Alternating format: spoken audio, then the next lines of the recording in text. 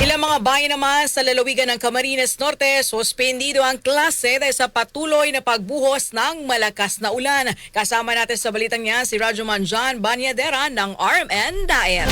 RMN Live Report! Sinuspende ng ilang lokal na pamahalaan sa lalawigan ng Camarines Norte ang klase ngayong araw, July 24 dahil sa walang batid na buhos ng ulan na dulot ng habagat. Kansilado ang klase sa lahat ng antas mula sa pampubliko at pribadong paaralan sa mga bayan ng Vinsons at Talisay. Samantalang sa bayan ng Basud, Mercedes at Daet ay primary at secondary sa pampubliko at pribadong paaralan ang suspendido ang pasok. Ang nasabing anunsyo ay nilabas sa mga Facebook page ng mga nasabing bayan. Inilabas ang suspension dahil pa rin sa patuloy na nararanasang masamang panahon at pag-ulan sa lalawigan. Sa inilabas naman ng PDRRMC, Camarines Norte Advisory ay nasa municipal level at paaralan ang responsibilidad sa pagsususpende ng klase. Sa kasalukuyan ay patuloy ang monitoring ng mga municipal DRRM office sa mga low-lying areas at inabisuhan ang mga naninirahan sa mga mababang lugar na maagang lumikas sa mga evacuation centers kung kinakailangan. Kasama mo mula DWSR RMN Daet, Rajuman John Banyadera, Tatak RMN.